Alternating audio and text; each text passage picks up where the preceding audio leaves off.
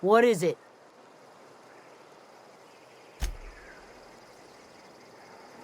Yeah, huh?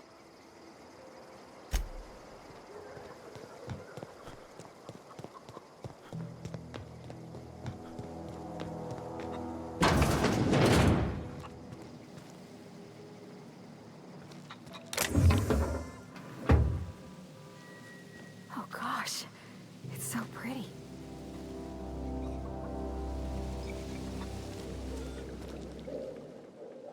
If you're hungry, there's meat turning on the spit outside. If you're bearing illness, find a place to lay your head down and I'll fetch you a poultice. Whatever your troubles with Edgewater, leave them at the gates and be welcomed here. Any questions, dear? I have been called that, among other things. Green Thumb, grandmother, the strange old lady who keeps flowers. But yes, Adelaide will do just fine. Excuse me, Miss McDevitt? Sorry, it's just... You got such pretty trees in here. Why, thank you. You're Robert's girl, aren't you? I remember when you were but a sprout. Thomas speaks of you often. Are you staying long? You should try some of my tobaccorn tea. I brew it in an old spittoon, but it's been cleaned.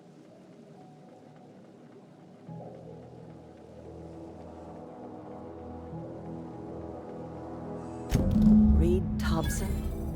You here on behalf of that cold-eyed reptile? Let's hear it. What's Reed's idea of peace, then?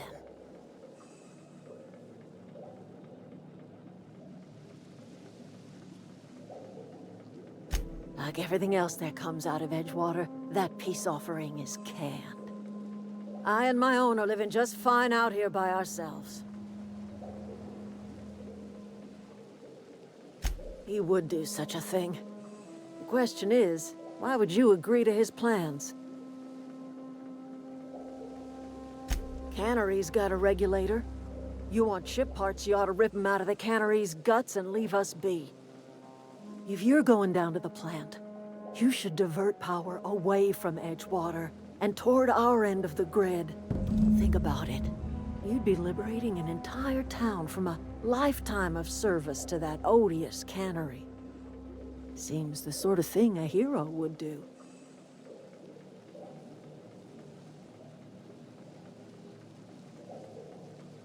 I trust you will listen to your conscience.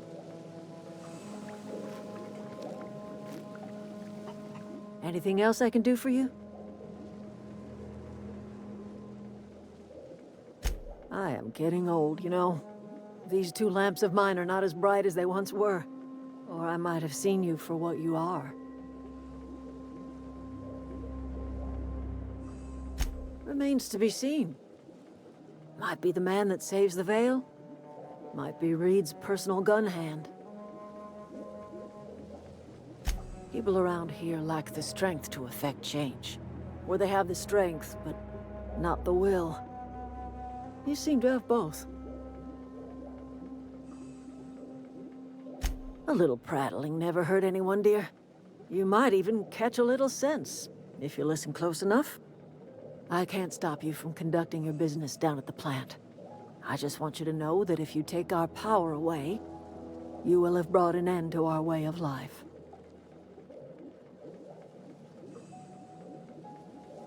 Not under Reed's watch.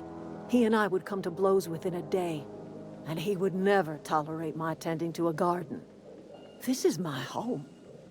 It will be my home even if Reed cuts our power. Simple as that. That's because Reed was my boss. I was the cannery's one and only flavor specialist, you see. Remember that limited run of white chocolate saltuna? That was all me. My son worked in that cannery. When the plague started coming, he was one of the first to fall sick. We had a store of medicine locked away, but Reed refused to treat him. Said my boy didn't deserve treatment. Said the medicine would have been wasted on him. So I buried my boy in the cemetery, gathered my belongings, and left. That's as much of the story as you need to hear.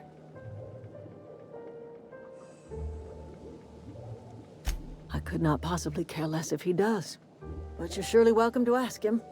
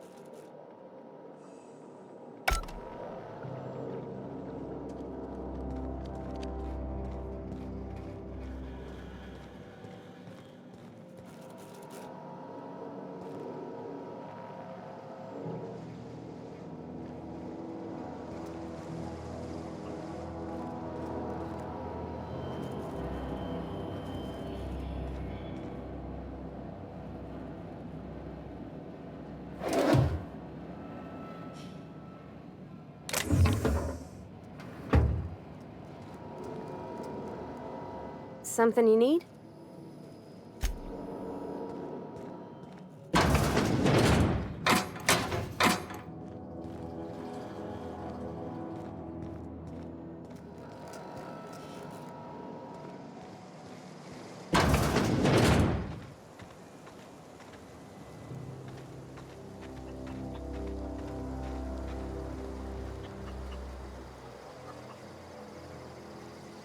You hungry?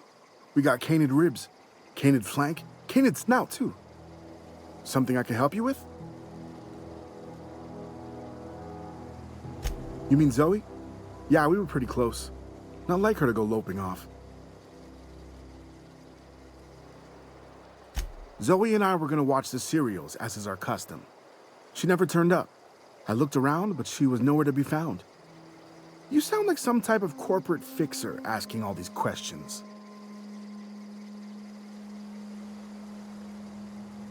Zoe was always obsessed with this serial. Masked Marketeer. A scion of Byzantium turns to banditry and teaches his marauder companions the wisdom of free market economics. Shame she up and vanished when she did. I had a surprise lined up for her. The other day, I got my hands on a genuine copy of the latest Masked Marketeer. I was gonna surprise Zoe with it, but she was gone the next day. Can't say I recall Zoe ever acting strange. Well, except for her habit of writing things down on scraps of paper.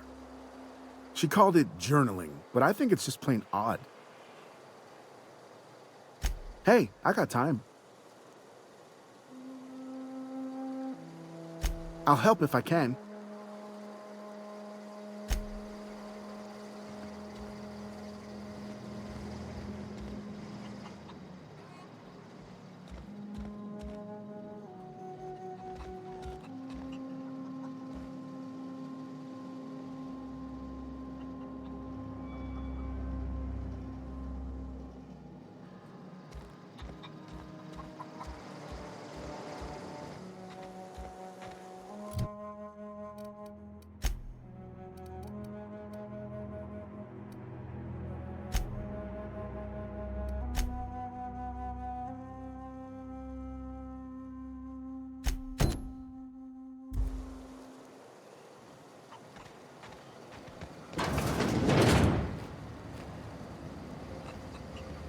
If you're hungry, Stefan's got supplies.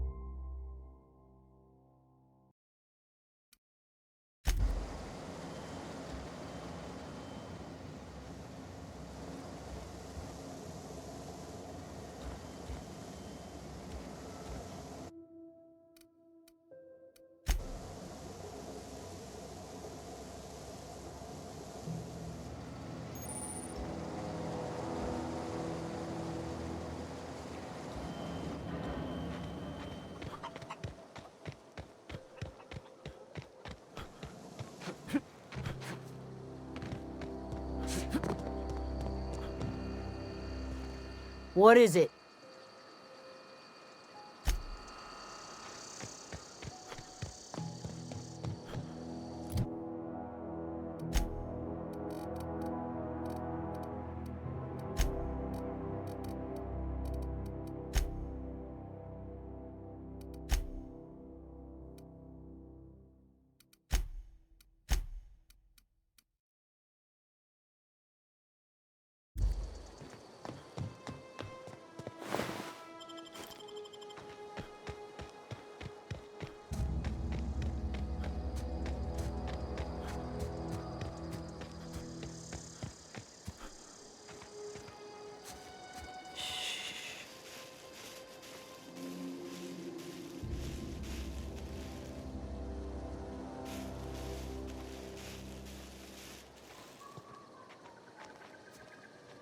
Here they come!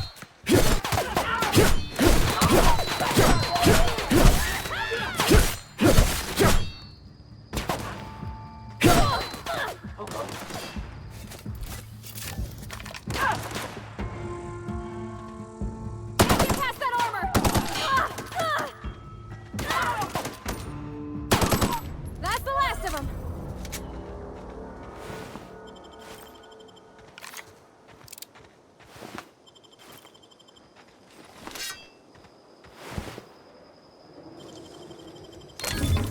Nice.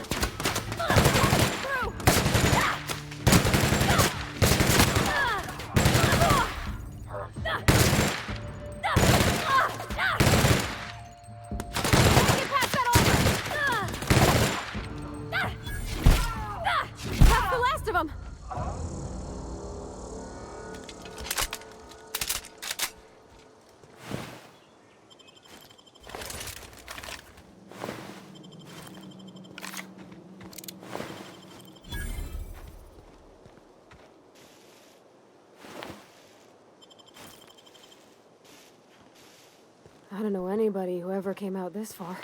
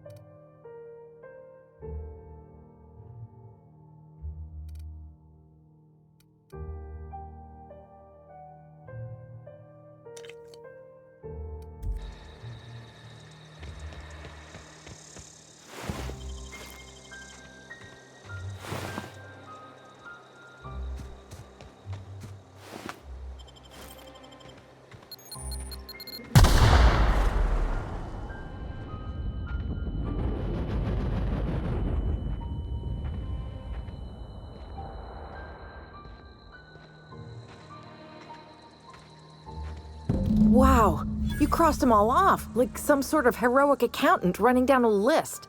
Teach me your ways. What, you mean Adelaide's little congregation of nature-loving nobodies? I could not possibly be less interested in them. You, on the other hand, you were a sight to behold. If I had half your skills, I'd be the greatest outlaw the coast has ever seen. Why? Adelaide wants me back on garden duty or something? Thanks, but I'm not going anywhere. This is where I belong. I doubt that. Nobody in that camp really cared about me. Yeah, I suppose you're right. Also, he could carry on a conversation, unlike these hooligans. I'll take my stuff and head on back, I suppose. Grace is going to be glaring knives at me, so I've got that to look forward to. I'm great at clarifying. I got kicked out of Edgewater on account of falling sick with plague and stealing some medicine to treat myself. I'd heard some outlaws set up camp in the botanical labs. I decided to throw in with them, seeing as I always wanted to be an outlaw myself. Instead, what do I find but a bunch of former workers camped out around a greenhouse? I couldn't just go back to the cannery, so I was stuck with them.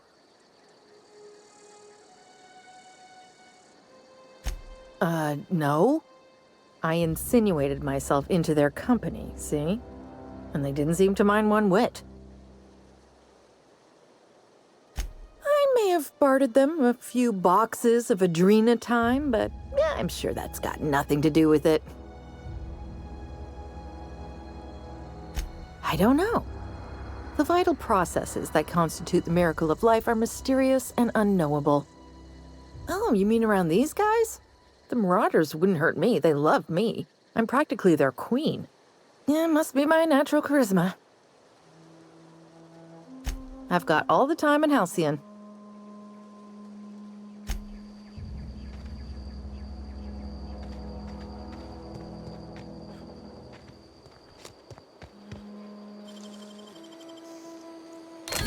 Done.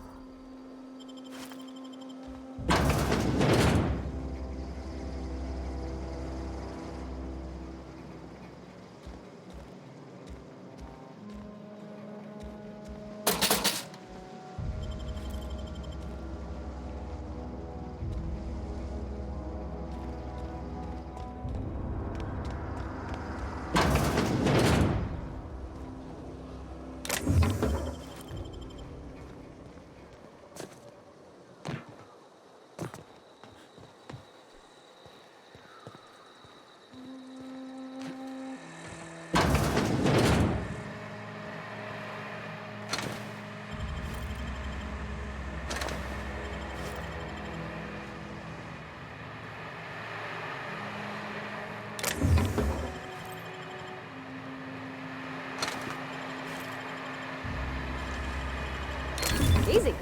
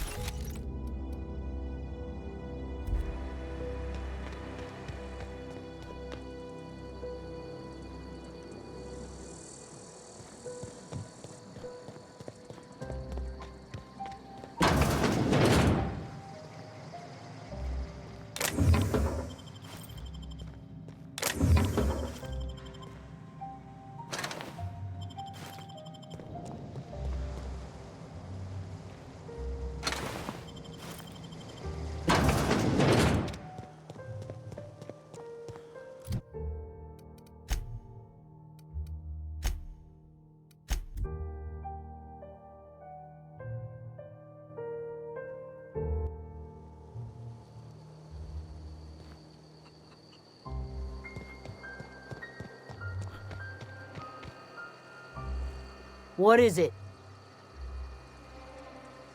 We didn't always get along, but I'm glad to know she's safe. What happened, anyway?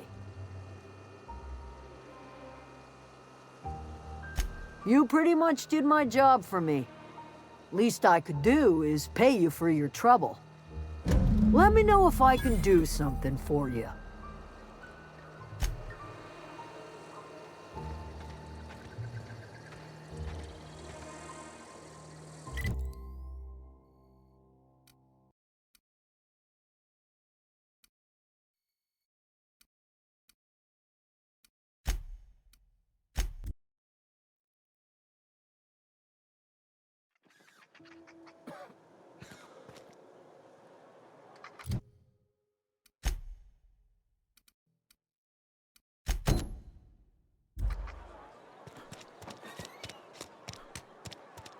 Heard something outside the walls today.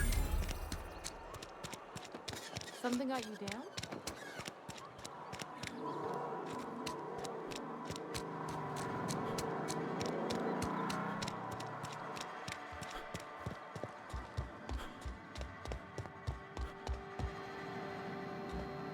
Any progress on that matter we discussed? Wonderful. This is fantastic. Well worth all the sacrifices I... Wait. What the fuck is this? Is this... French? I can't fucking read French. It's a law-forsaken joke is what it is. French! Ha! I was so high and mighty, preaching to the yokels about following the plan, while fighting it at every turn.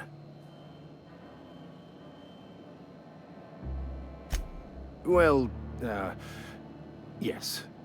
But I assure you, it was not for personal gain, only for the greater good. I've spent my life searching for the keys to unlocking the secrets of the universal equation that underlies the plan. I had hoped this book held some of those answers. I became so desperate, I even got myself assigned to this plague-ridden backwater to find the damn thing. All the time and suffering I've spent. Wasted.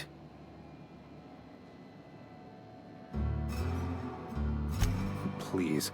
As if my life should have no greater meaning than proselytizing to a bunch of feeble-minded wretches. Nothing could be more excruciating than discussing the true nature of reality with people who have no interest beyond their next Aetherwave program. But that's neither here nor there. What I need to do now is to find a translator, obviously. But to do that, I'll first need to secure transport. You have a ship. Perhaps I could make myself of use to your crew. Certainly. I already gave you most of my money, but I can offer you free spiritual counseling, and I'd be happy to watch your back. I'm pretty handy with a tossball stick, or any blunt instrument, really. I'm also a passable gun hand, if it comes to that. I can usually talk my way out of conflict, though. Oh, I'm fairly competent at hacking computers as well.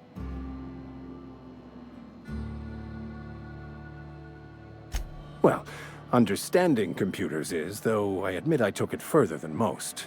And I was quite the 32nd back during my seminary days. Left many an opponent bleeding on the field. Of course, I'm a vicar who is dedicated to his calling. More dedicated than any other you'll find in this colony. I joined the OSI to help decipher the grand plan. But instead, I ended up the vicar in a prison due to ignorance and politics. Then I came here. Satisfied?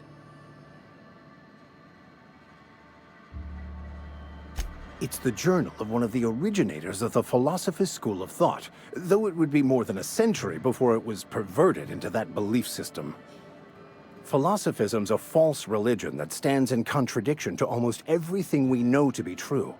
They believe all is chaos, in stark contrast to OSI's belief in the plan. But most of that came later. Bokonu had some interesting theories about man's perception of reality that I thought could be applied to our attempts to decipher the plan. Most laypeople are not aware of this, but we've not discovered any new insights into the plan for a long, long time. I had an idea that we should welcome the truth, no matter where we found it. I had the worse idea to share my thoughts with a superior. And that's the long and short of it. So, what do you think? Fantastic. Let me get my things in order and I'll catch up with you. Edgewater's gonna miss you. Folk here always had good things to say about their vicar. Thank you, Ms. Holcomb. I'll be glad for the change of scenery, and to leave this place behind. I shall see you on the ship, Captain, whenever you're ready to leave Emerald Vale.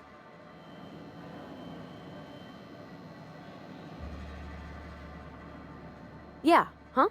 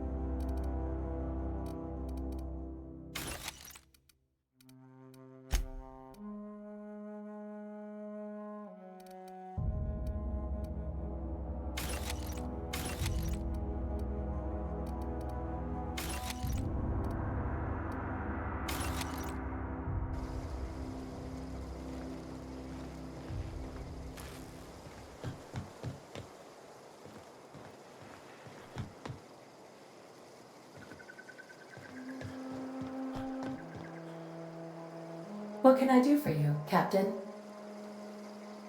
Goodbye.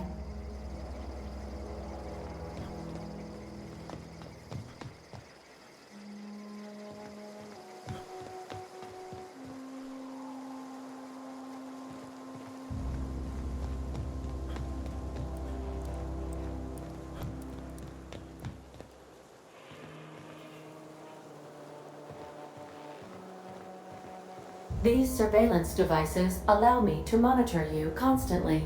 Please ignore them.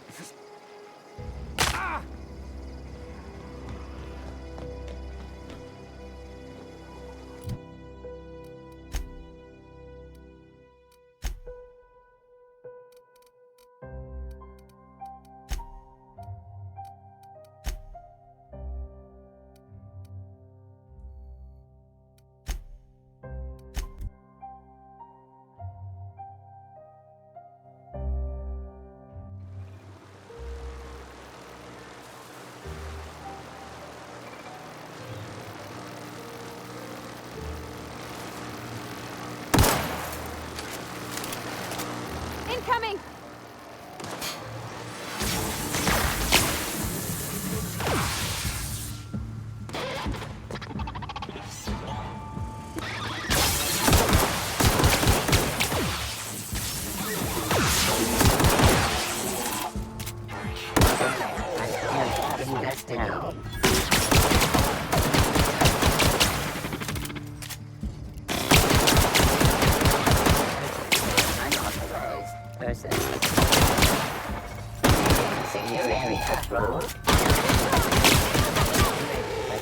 Initiated.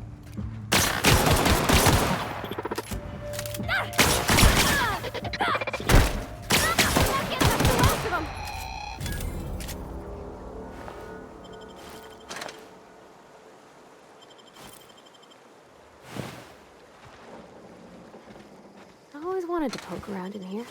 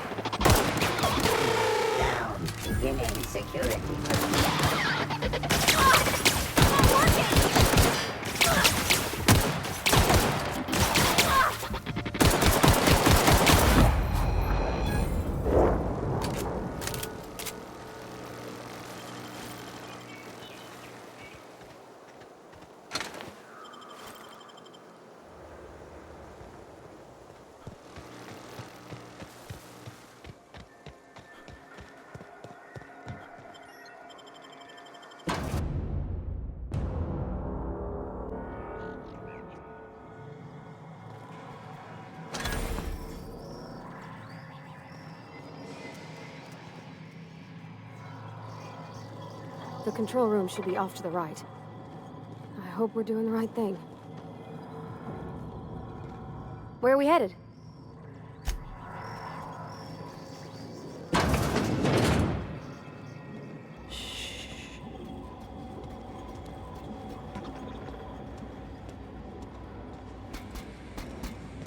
Here they come! Initiated.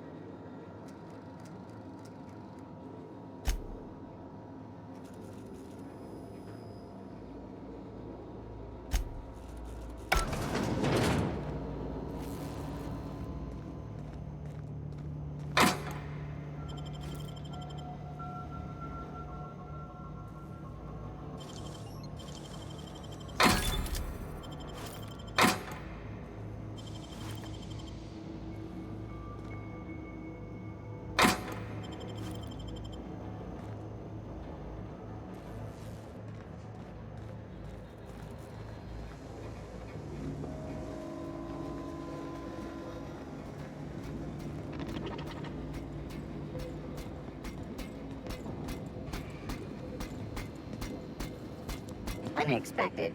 Here they come! Wow! Great work!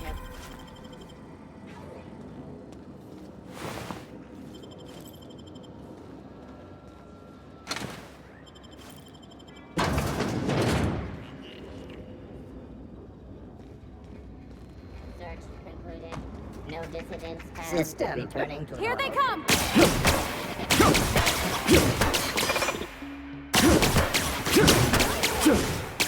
Investigating.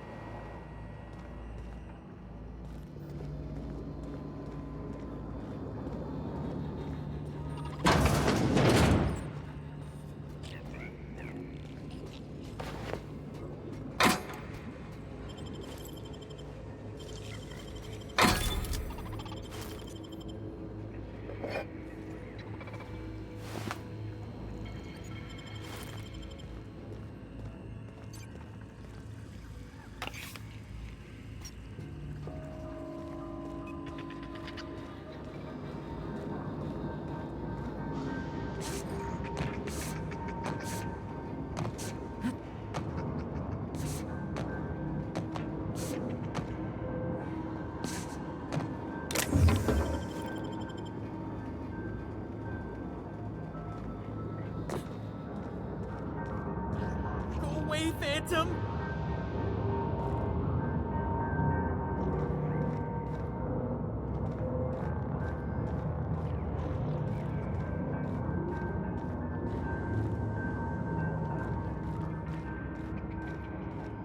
No, just leave me alone!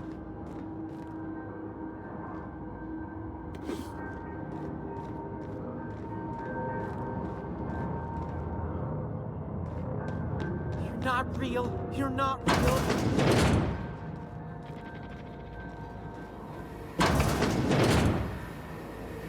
Mind the steam.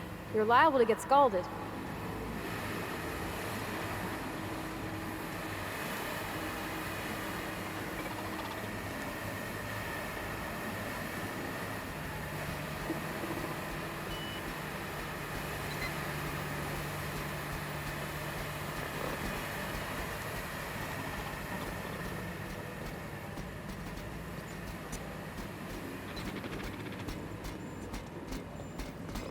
Processing. Switching. Watch out!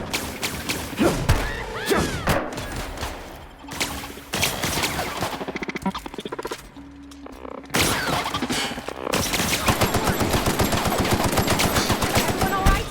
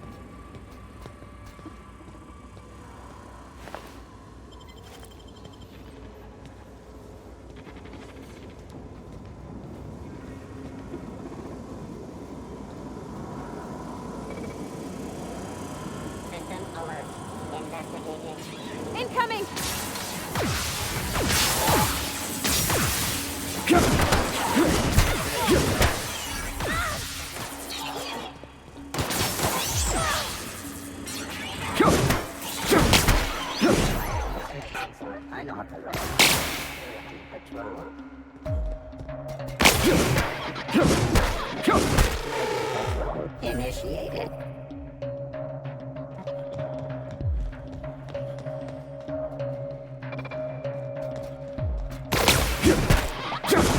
Everyone all right?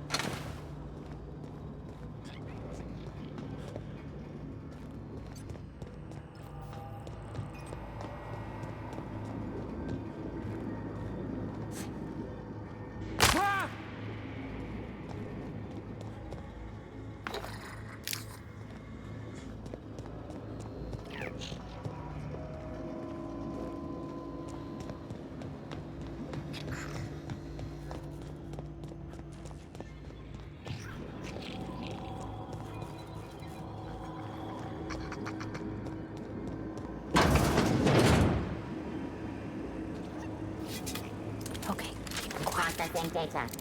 Okay, here we go! Everyone all right?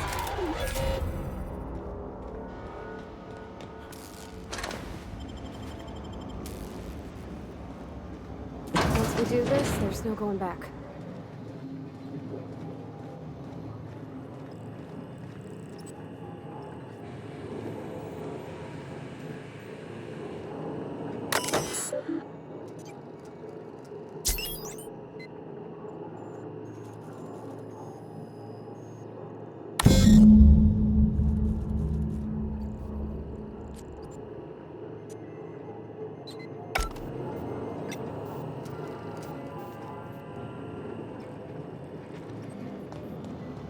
Three switches. That'll be easy enough.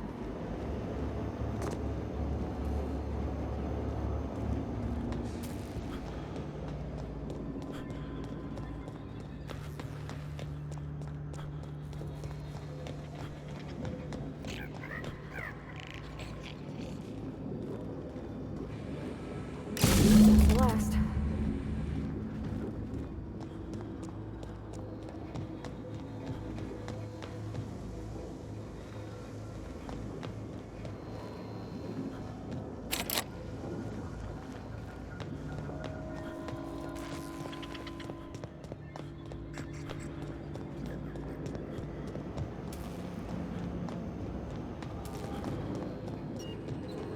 Hey, mister? Look, I know you want your power regulator and all, but I just gotta ask you. Do you understand what you're about to do? I don't think you should cut off Edgewater's power. I think it would be cruel. I'm sorry. That just sort of came out all at once. Edgewater's hurting. We've been losing workers year after year, and corporate hardly ever sends replacements. There's barely enough Saltuna to fill our bellies anymore. But the town's got some good people in it. Decent, hard-working folk just living their lives the only way they know how. They don't deserve to be punished.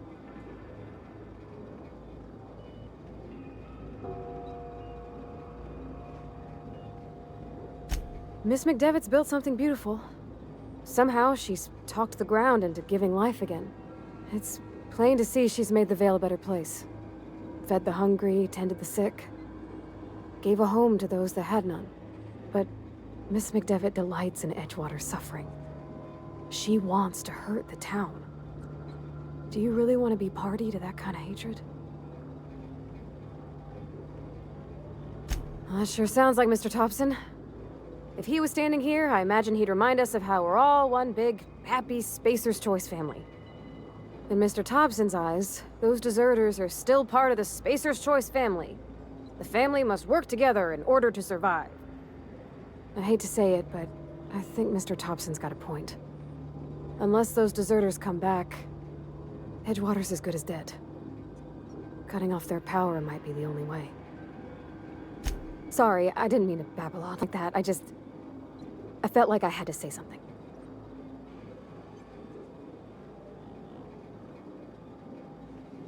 Really? I mean, wow. Thanks. No one's ever told me those words in that order.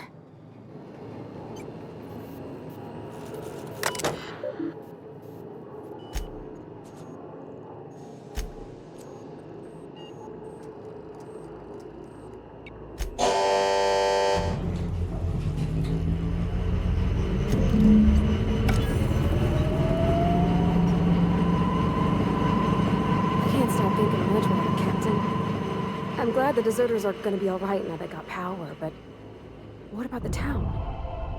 All those people.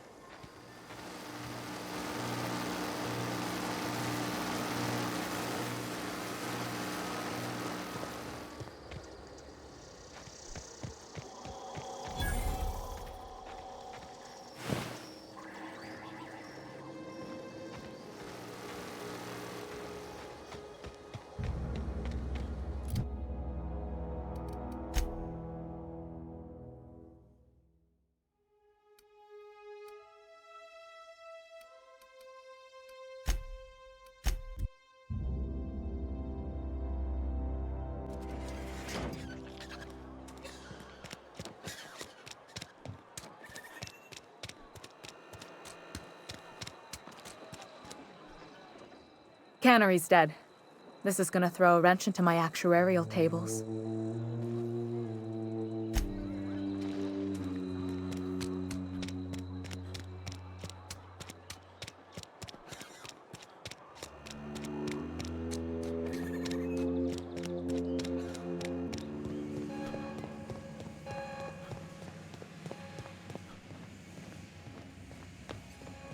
You want to know what gets my bile churning?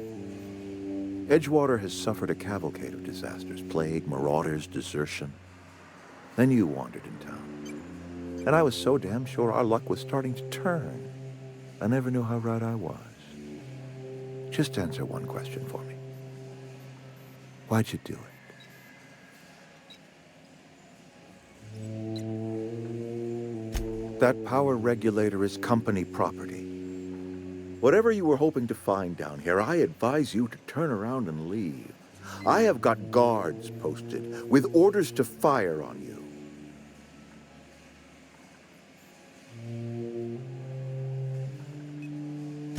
Edgewater's dead. Our cannery's dead. Adelaide's deserters are never coming back. Spacer's Choice will shut us down before long. Some of us will die of illness by then. Some will move on. Some will starve. And as for me, I will tender my resignation, whereupon I shall be processed and then duly imprisoned for gross incompetence. Apologies won't give us our lives back, but for what it's worth, I am sorry too.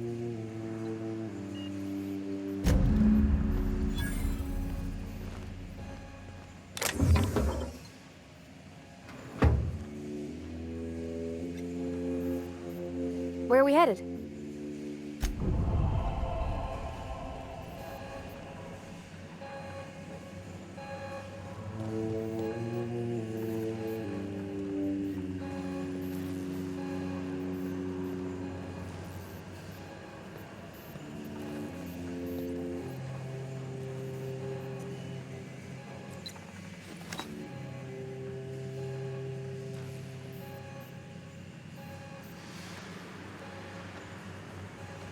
Here they come!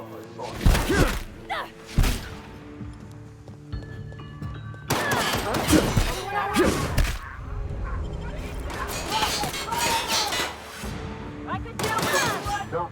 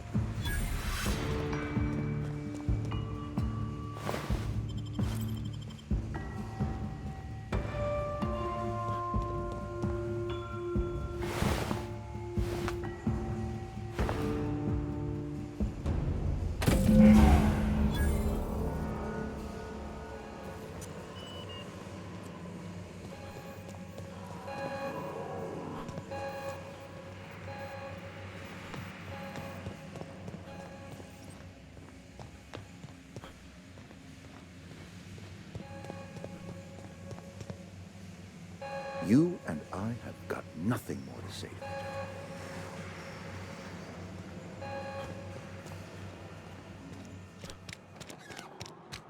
Are we getting paid or not?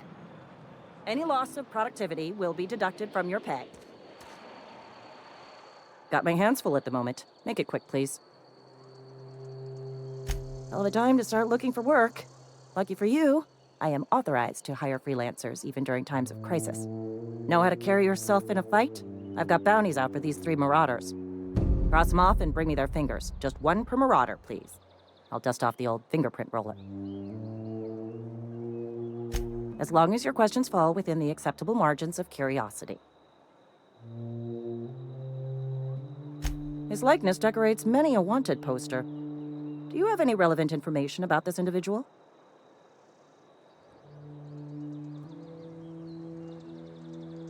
You are correct. An outstanding bounty has been posted for information pertaining to the whereabouts of Phineas V. Wells.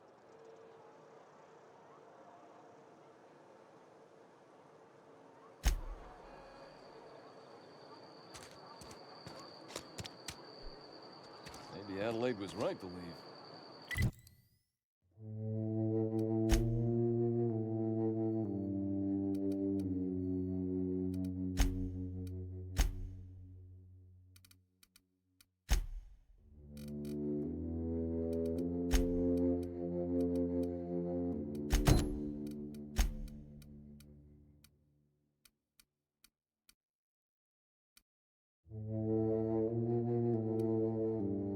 Desertion is a criminal offense.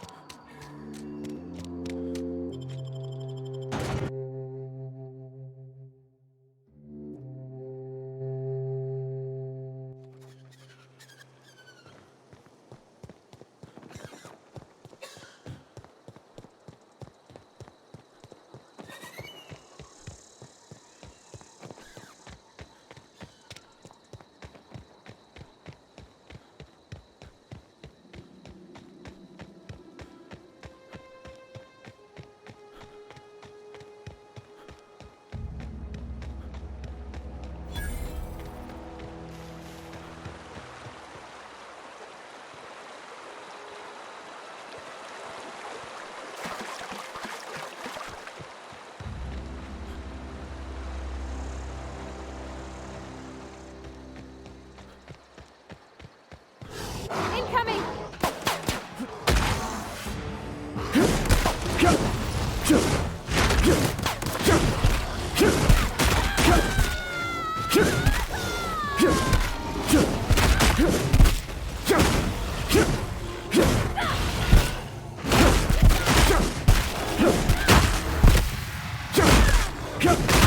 Everyone all right?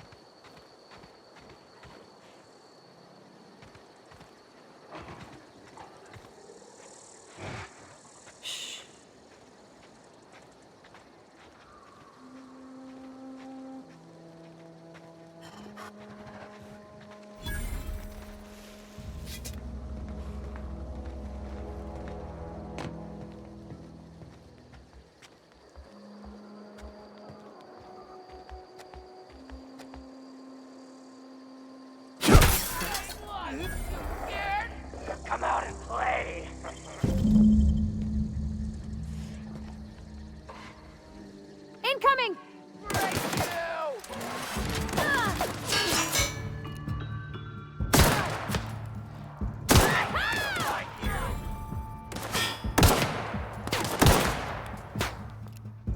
That's Mars!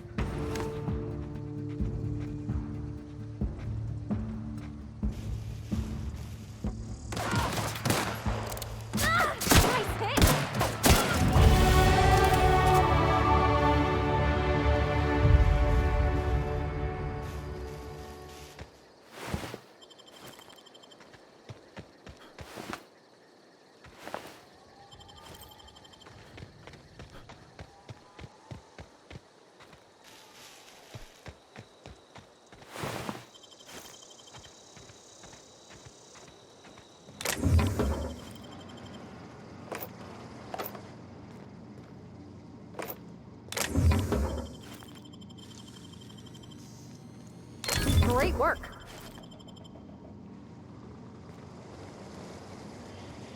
Yeah, huh?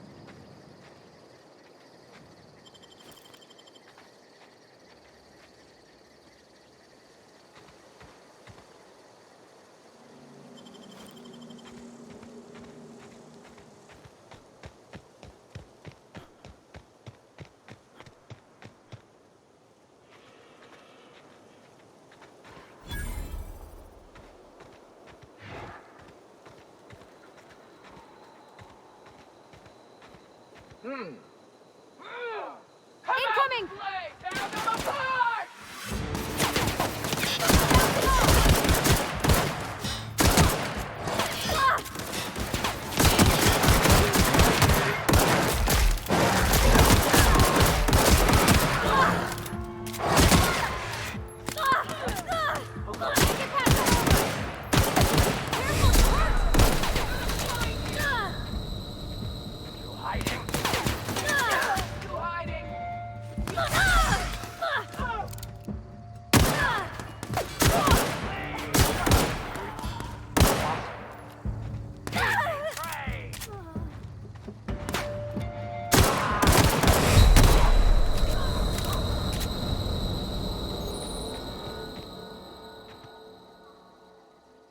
Yeah, huh?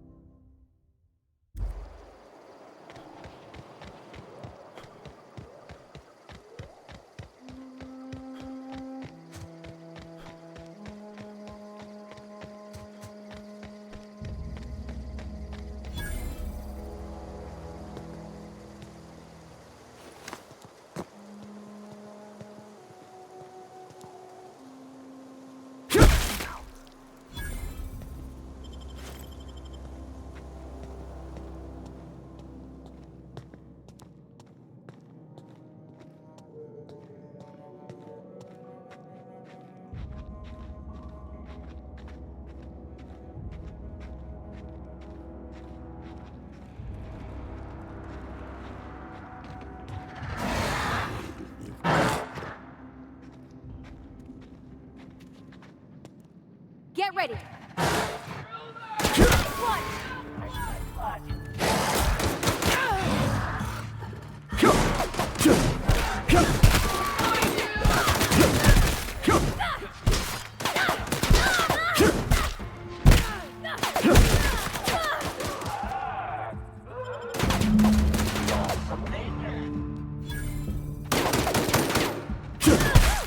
We made it.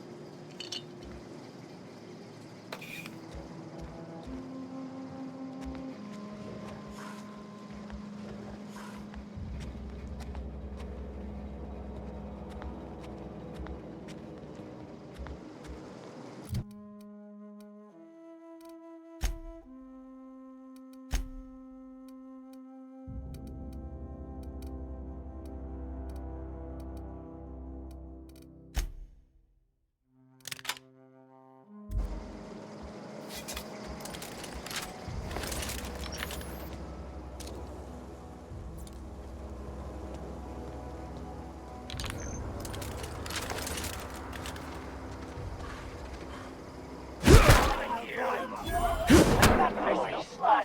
Come out and play!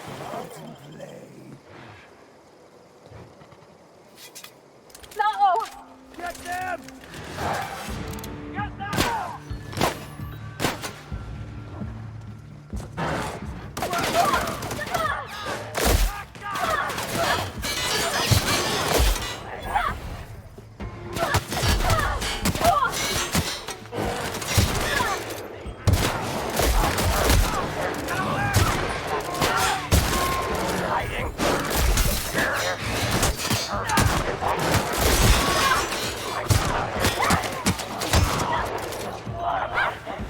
Heard your thing. One more thing! You pay! I'm gonna find you!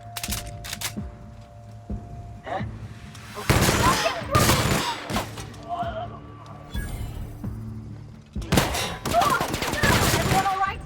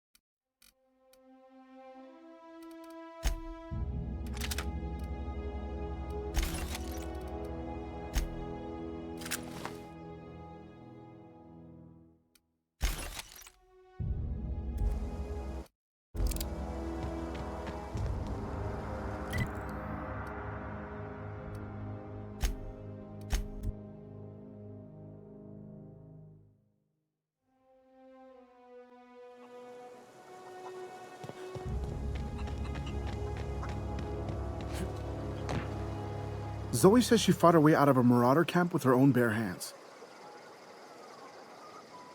Fresh off the limb, and that includes canid meat.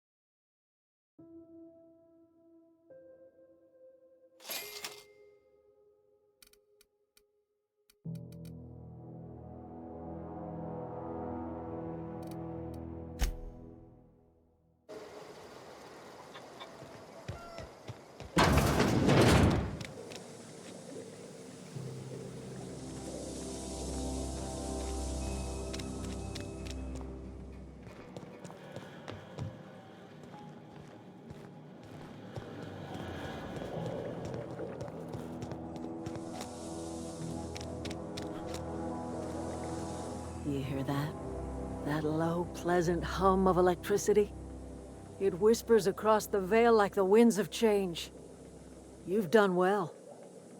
I would have paid my last 5 bits to see the look on Reed's face when the last lamp in town burnt out and the cannery fell to silence. Blunt as a hammer. But you're right. Nothing can undo the past. Time's come to look toward the future. We'll grow, I expect. A lot of workers out there with nowhere else to go. Not as many as you'd think. We're not about to let the whole town join our flock. Just the ones willing to renounce their corporate loyalties and live the way nature intended. I am curious. Why did you help us? You don't know who we are. You don't owe us a thing. The plant's crawling with mechanicals, so it stands to reason you risked your life.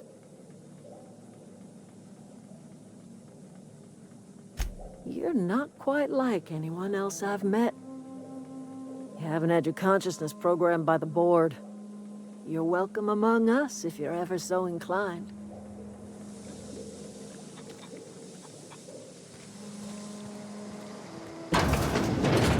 Oh, that's Thomas. He used to follow me around before he left the cannery.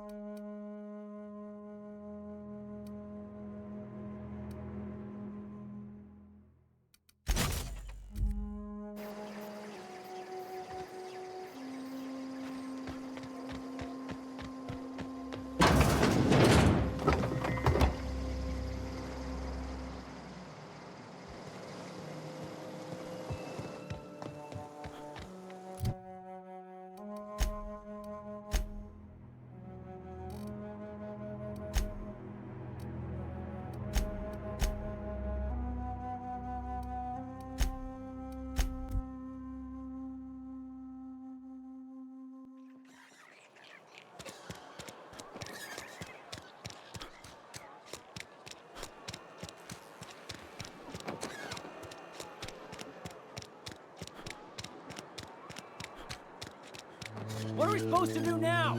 Got my hands full at the moment. Make it quick, please. We pay by the finger. What do you have for me? Gil Antrim. Real name, Guillaume. Duly processed by a freelancer on behalf of Spacer's Choice. I remember him. Was just a kid last I saw him. Shame. I'll just need your signature here, here, here, here, and here. Got any more fingers for me? Mabel Burgess. Age 37. Right or left-handed? Let's just say no longer applicable.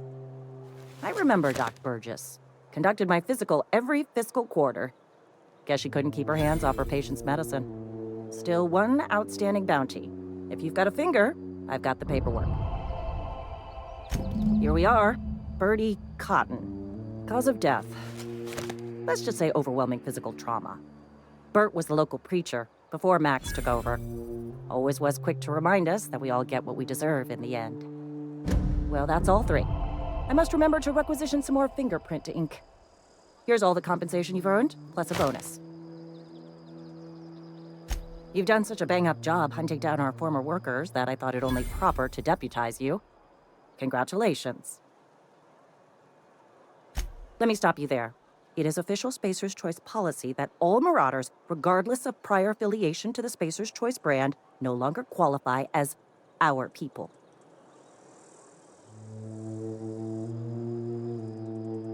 Marauders are folk who lost the will to keep working, wandered out into the wilds and gave into their baser instincts. Not everyone's cut out to work in Edgewater. Some turn deserter, some turn marauder. None of them get my sympathy. Uh-huh. I recall young Eugene. Good kid. Nice smile. Fussy about his health, though. Took a little too much adrenatime. That'll do a number on your brain matter. Says so right on the warning label. Violent psychosis is a well-documented and legally accounted for side effect of adrenatime. What's on your mind?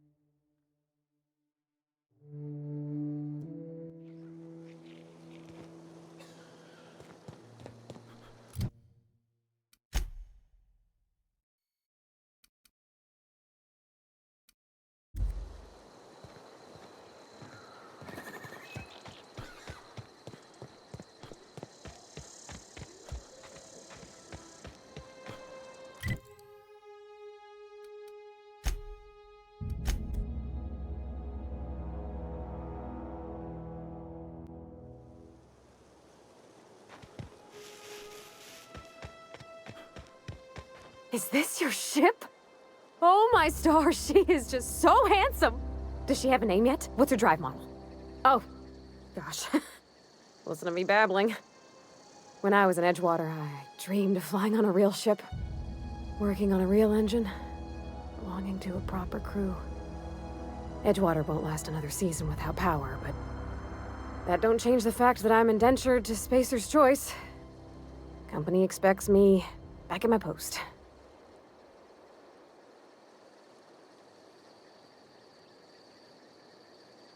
I have imagined it, but until you came along, I never thought I had the choice. I want to ask you something, and you can say no, but can I come with you? I could tend to your engine. I know my G-valves from my catalyzers, and I can keep your ship singing. And if you ever need a pair of eyes watching your back, I can do that too. What do you think?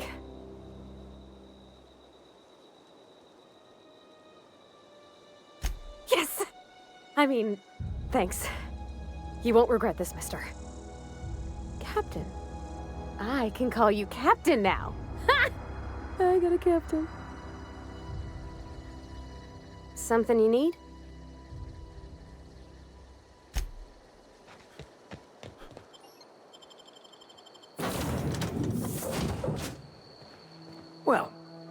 Certainly I'm looking forward to flying on a ship named the Unreliable.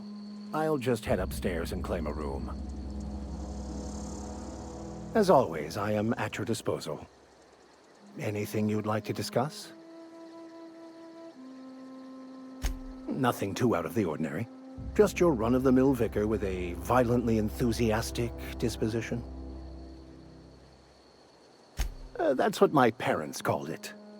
I grew up in a pit of a town much like Edgewater. I was destined to be a laborer like my parents, but I was infected early with a need to solve the equation. My passion didn't sit well with them.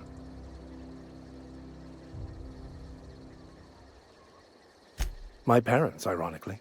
They internalized the precepts of scientism like no one I've ever known. They had a pure faith, a faith that brought joy to them regardless of the situation. I envied that. I wanted that peace. I thought if I became a vicar, I could find it. Or at the very least, find out why I lacked it.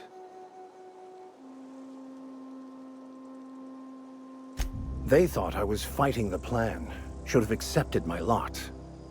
Some people pursue the clergy for power, prestige, but that was not me. The simple version is this. The force which we call the Grand Architect created the universal equation that underlies and defines everything in the universe. Everything flows from the equation, or in layman's terms, the grand plan. Is the Grand Architect a consciousness? A natural force? Did it create the equation on purpose? The answers to these questions don't really matter. The equation, the plan, is all that matters. Contentment is found by accepting one's role in the plan. The plan is not one rigid path. There are a variety of multitudes contained within it. Our paths have variance, but we'll end up adhering to it, whether we like it or not.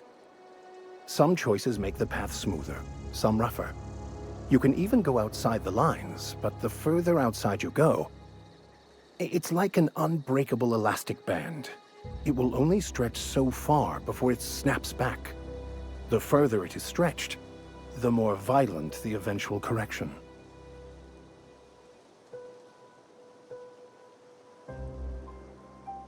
I have run headlong into too many walls in my pursuit of the truth. This book is my last hope, and you were my only hope of getting it translated. I honestly don't know what I'd do. This quest has consumed me for the better part of my life. I fear there's nothing else left to me. What about you? What's your story?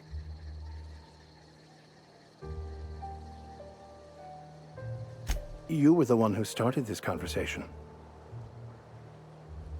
Bakonu, the author, had some interesting theories about man's perception of reality that I thought could be applied to our attempts to decipher the plan.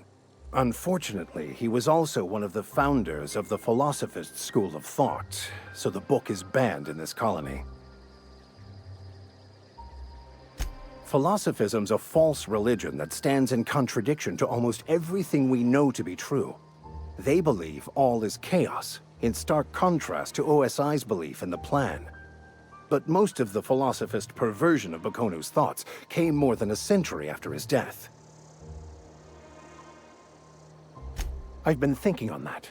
There's a former infamous philosophist scholar who fled Terra 2 some years ago. He's an expert on Bakonu. He's also who told me of the journal's presence in Emerald Vale. If anyone in this colony could translate that book, it would be him.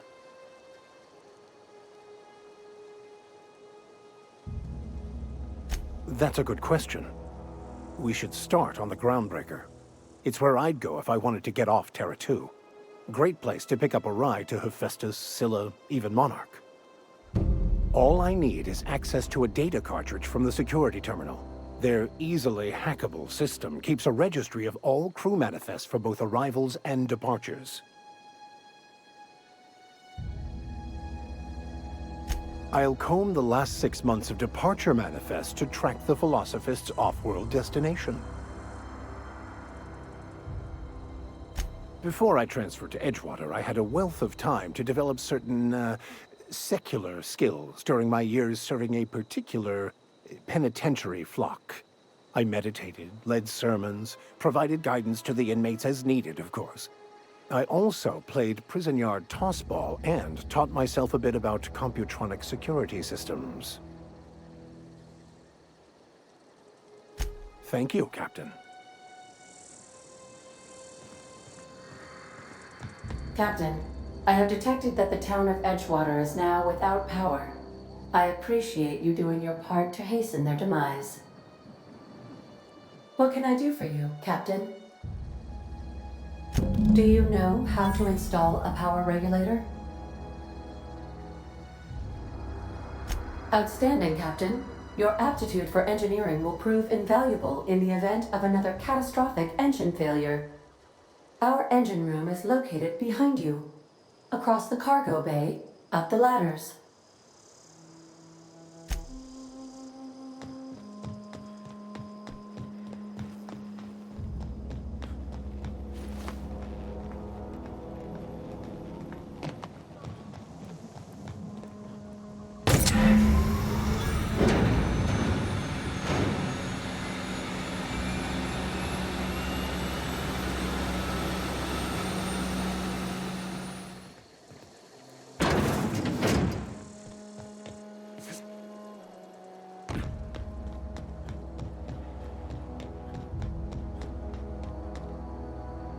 What can I do for you, Captain?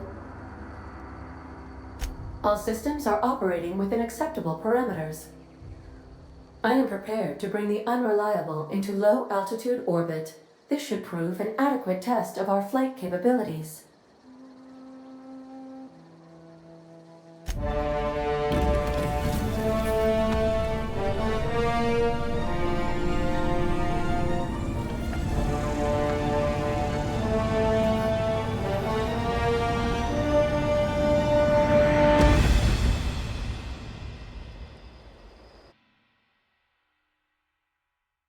We have received a communication request from Dr. Phineas Wells. Aha, there you are. Hale and hearty, and captain of your own ship. I see you're putting the unreliable to good use. Shame about her former captain. Horrible way to die. How are you feeling, by the way? I lost track of you in that cave back there. Experiencing any, unnatural drippage? Perfectly normal side effect of thawing, I assure you.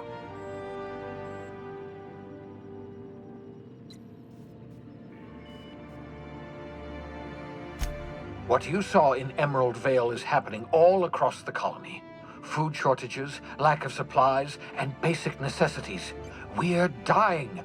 The chairman, the minister, and all their lackeys on the board are to blame. The Hope has some of the brightest minds Earth ever sent us. If we can revive the Hope's colonists, they can help us undo the board's mistakes. They can help us set things right. You need to get to Stellar Bay on Monarch. I have contacts there. They'll help me, help us, find the chemicals to revive your fellow colonists. Gladys Kelly, lovely woman, runs a cozy little black marketing outfit on the Groundbreaker. She can get you a nav key to land on Stellar Bay.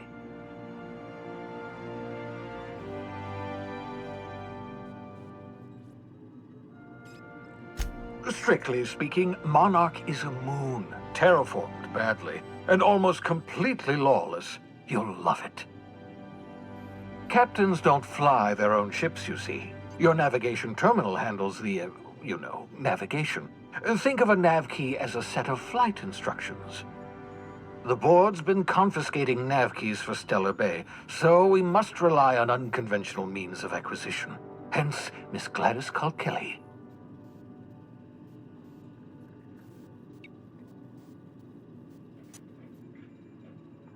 In theory, I suppose you could land your ship in Cascadia, and in theory, I suppose you might survive the experience. Cascadia is utterly seething with dangerous, highly aggressive creatures, more than capable of tearing you limb from limb. You'd have to be a lunatic to land in Cascadia, and I'm reasonably certain I tested your brain for incipient signs of insanity. Trust me, talk to Gladys Kelly. Gladys and I have been doing business for years. Her smuggling credentials are unimpeachable. If anyone can get you a key to Monarch, it's her.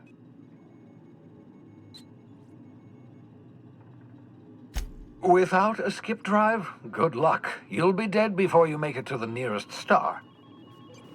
Look, I admire your optimism, but the sad truth is you're stuck here. You, me, and the rest of this colony. We're all skating precariously around the edge of oblivion together. None of us are leaving Halcyon alive, so we may as well make it a better place, and we can start by reviving the hope. Excellent. I'll send her a wireless. Let her know you're coming. By the way, I gave Captain Hawthorne a disguise apparatus of my own design, cutting-edge technology years ahead of its time. I call it the holographic shroud. I'm sure it will prove remarkably useful to you. You'll find it in the captain's quarters. Marvelous device. I'm quite proud of myself. The shroud changes the user's appearance to mimic that of another. It has limits. First-generation technology, you see, but promising. Exciting to see it in use at last.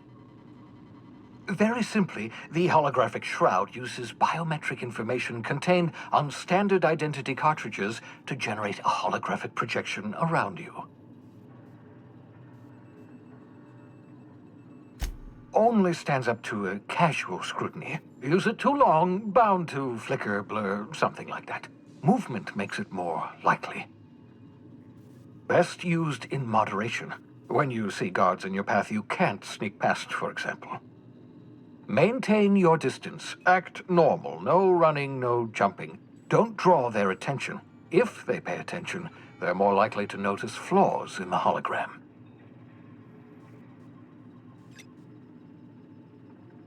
A change of clothes. What is this? Some old spy serial? What inattentive and brainless guard would be fooled by such a shabby disguise? The holographic shroud masks not only your clothes, but your face and fingerprints. It modulates your voice and sweetens your breath. Science, that's how. The beauty is they don't expect it. The shroud is the only one of its kind. We humans have a tendency to overlook the unexpected. Activate the disguise, walk past someone. What do they see? A figure dressed like a fellow employee. Don't act odd. They won't focus on you. Excellent. I'll contact you once you've found a way to get to Stellar Bay. If you have any questions, come see me in my lab. And remember, don't trust the board. They'll try to win you over with promises of wealth and power, but it's a lie. The board's only interested in filling their own pockets. If we don't put a stop to them, they're going to run this colony to the ground. Transmission ended. If you are ready to depart, please select a destination on your navigation terminal.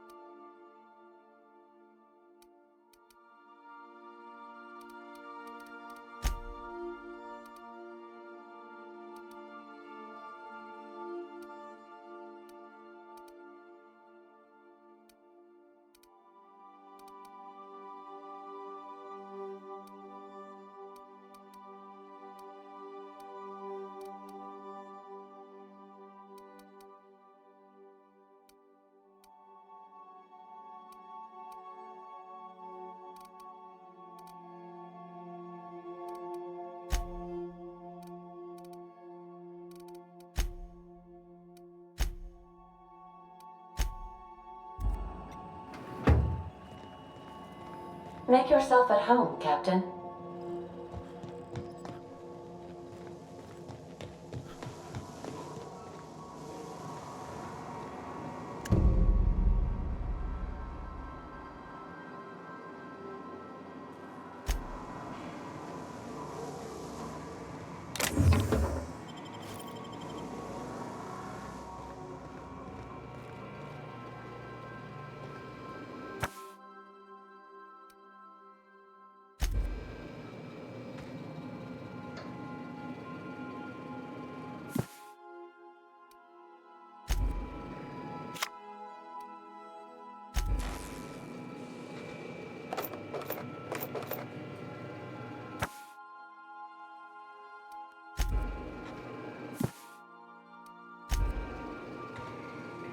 Yes, you caught me ruminating again.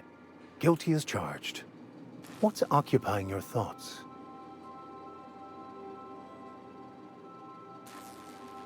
Of course. Are you ready to break into security on the groundbreaker? If I can access the data cartridge from the terminal in security, I can easily hack into their arrivals and departures registry. That'll give us dates, times, and the crew manifests for every registered ship. I'll comb the last 6 months of departure manifests to track the Philosophist's off-world destination.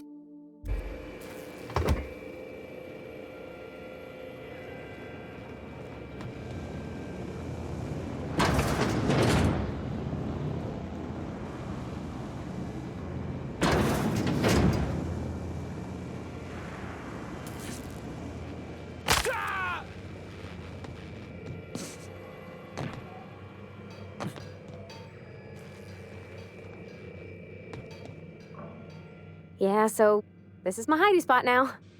I was looking for a place that was quiet. I figured the kitchen would be louder than the hold, so here I am. Cozy-like, ain't it? That's in pretty good shape considering how hard Mr. Hawthorne ran it. It's a Yakita LHA 120, A2 model, I'm pretty sure.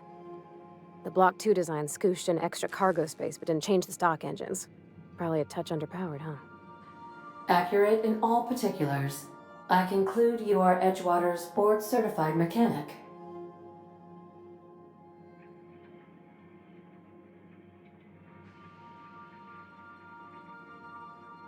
So you're gonna call her it, not she? Though my voice is currently pitched to suggest female, I possess no gender. Any pronoun preferred by the user is acceptable. Hello!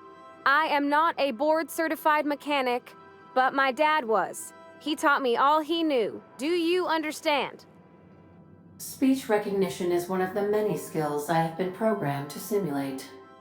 You're not simulating it, you're doing it! I asked a question and you answered it. I am gratified you consider this facsimile convincing.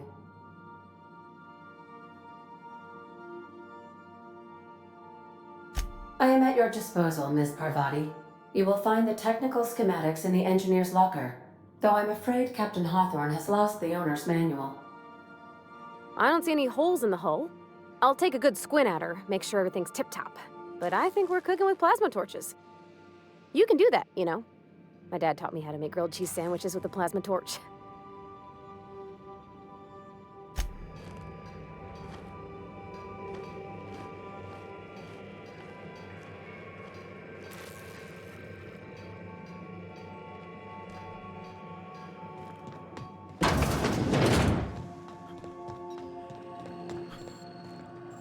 Welcome back, Captain.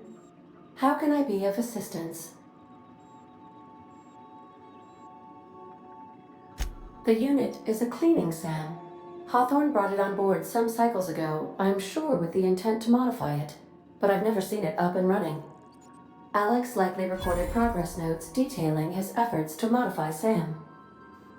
If you check the terminal in your captain's quarters, we may be able to determine what work remains in order for SAM to properly operate. What part of the colony would you like to discuss?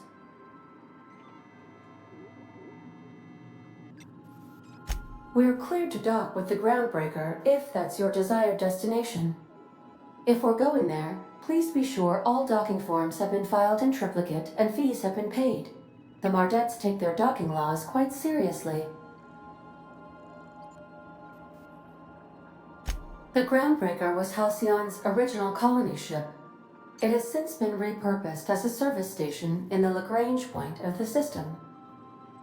Freighters often deliver or pick up goods from the groundbreaker en route to other destinations. The city ship hosts an array of cargo bays, factories, housing sections, and more.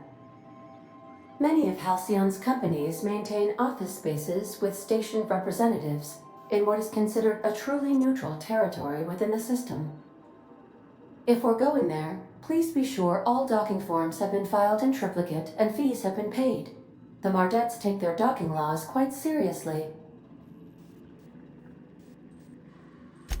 I can, yes. Let me add that to my list of 1,435,498 tasks I am simultaneously executing in order to run our ship. You are more than welcome, Captain. Of course. What part of the colony would you like to discuss? Ah, yes. As Dr. Wells is a wanted outlaw, he built his laboratory into an asteroid. Orbital destinations can be challenging to land on. His more so than most. There is a bounty on his head, one with a markedly high reward amount. Shall I engage the laser weapons system? A sensible choice, as we do not have any laser weapons. The outlaw scientist known as Dr. Phineas V. Wells has taken a measure of precautions to make the lab undetectable to those hunting him. Even knowing the location, my systems resist my orders to go where I instruct them. How can I be of assistance? I have lots of minutes. Many minutes. Unlimited minutes, perhaps. Providing an adequate power source, I can function indefinitely. I require a captain to pilot the ship. Without an identified captain or crew, I serve no purpose.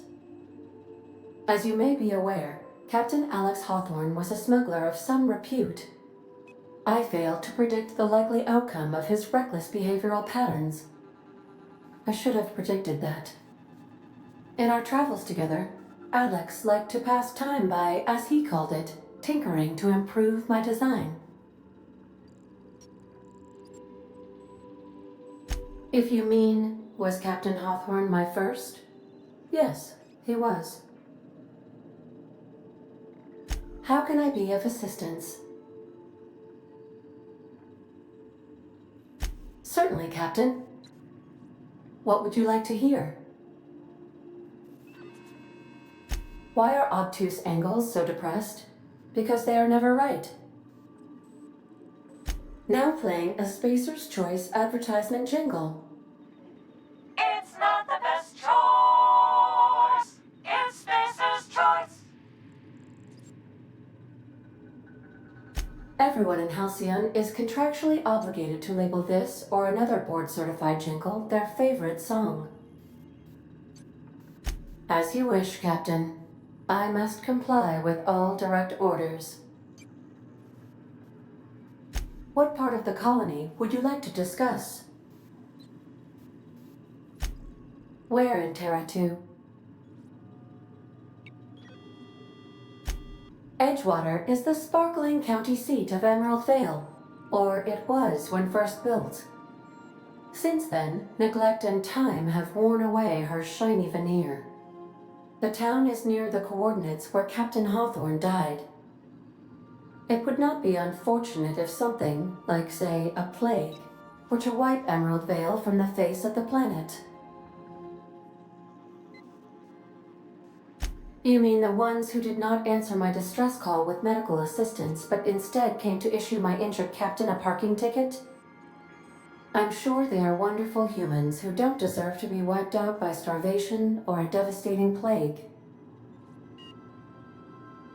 Since you diverted power to the deserters, the botanical lab is thriving. However, Emerald Vale's cannery shut down, leading to a total collapse of Edgewater's population. Thank you, Captain.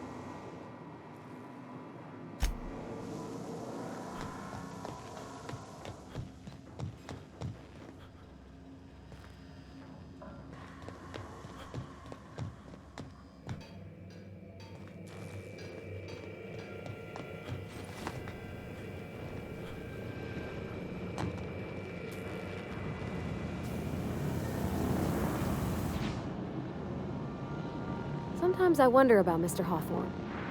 What was he like? Why'd he make the computer a talkie? You think he got lonely, flying about on his own?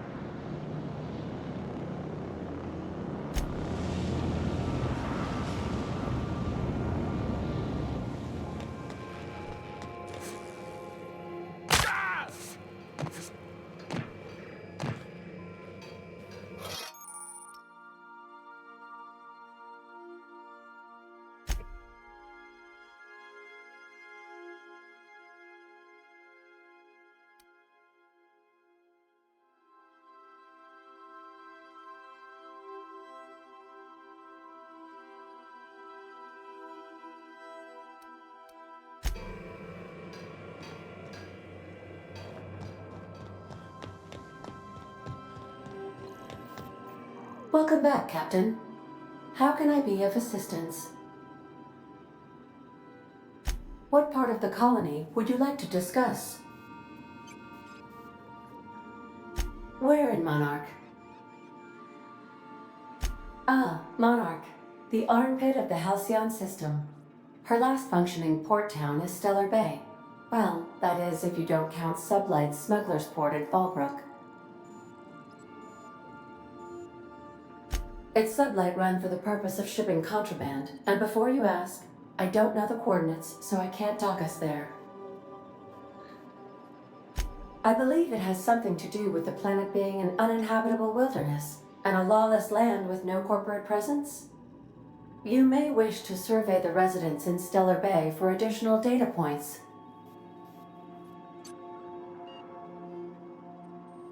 How can I be of assistance? What part of the colony would you like to discuss? Where in Monarch? Warning, all colonists are urged to reconsider travel to Cascadia due to infestation of mantisaurs and risk of indefinite detention or death. This is one of those times where you say one word but really mean another, isn't it? I suppose you would find an environment like this fun. The local report is that you will very likely die if you leave Cascadia's landing pad. There are no people aside from marauders in Cascadia. There is only death.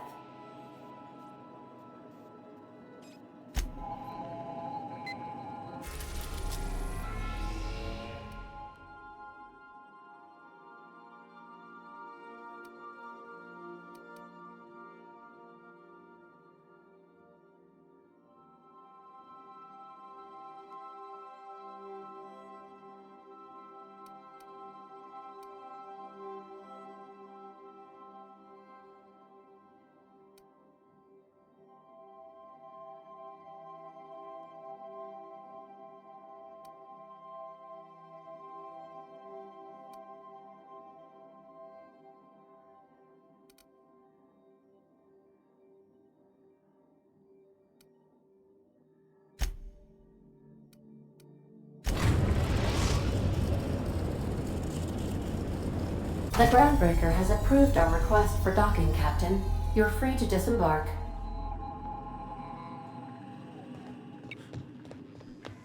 Let's talk when you're free. Hey, Captain. I heard that Groundbreaker's got a real good engineer. A lady named Junlei Tennyson. I was thinking that maybe I ought to meet her. If you got time to swing us by, I mean. I don't got much experience fixing actual spaceships. I bet you a can of Borston beans she could teach me all manner of stuff.